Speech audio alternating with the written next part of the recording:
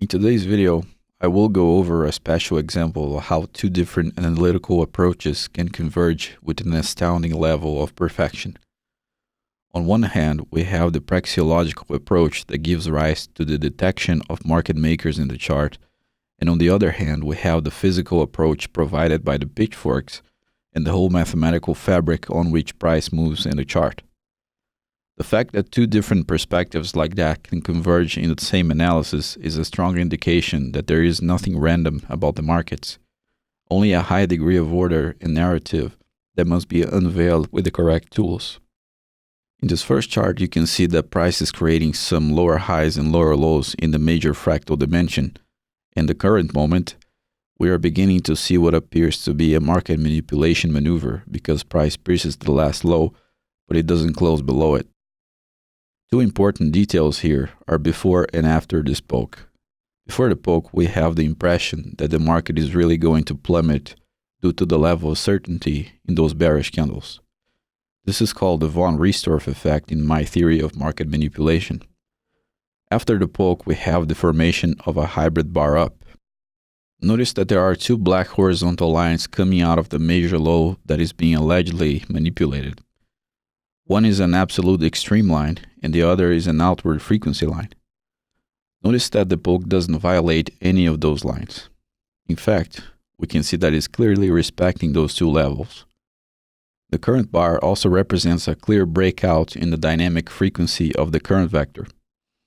A very interesting detail here that relates to what I said in the beginning of the video is that if we place a standard pitchfork in the major highs and lows of this market, we'll notice that the current manipulation falls exactly at the center line of the fork. This is a mathematical evidence that sellers are running out of steam near the center line, as market players will often do. Add that to the praxeological layer that unveils the manipulation maneuver, and you got an interesting narrative beginning to form. Let's advance price to see what happens.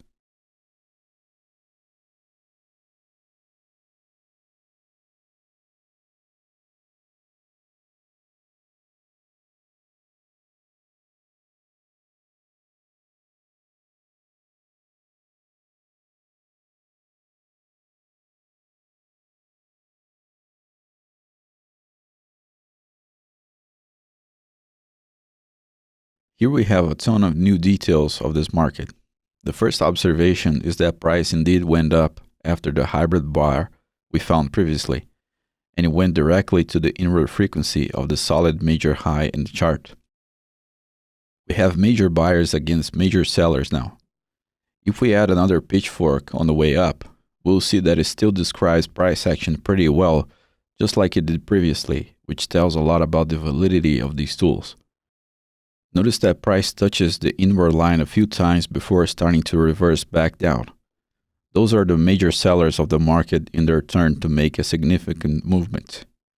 Price is currently at major point of decision because we have the major sellers against the major buyers from the manipulation in an important level marked by the horizontal black lines. You can see that price touches those lines without violating them, and then it creates a small reaction to the upside, which is our clue that buyers will indeed appear in here. This is where we can draw another pitchfork to detect a possible long entry for this market. The ideal scenario is price coming back to the lower line of the fork and creating some indication that it will rise.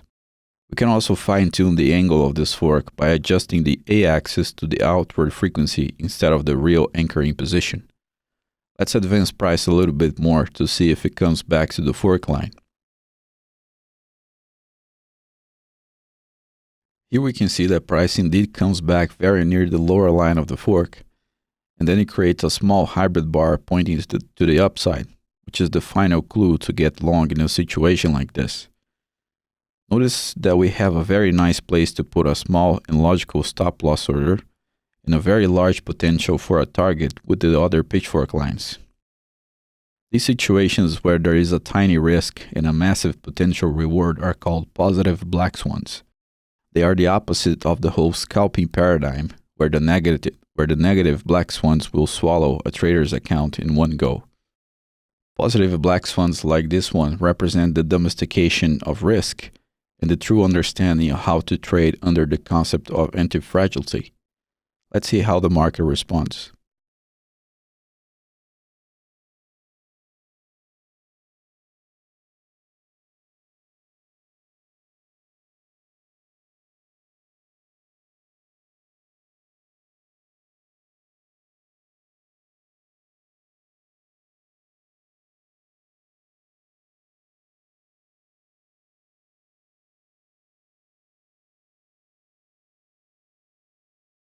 Here you can see the outcome of the so-called positive black swan.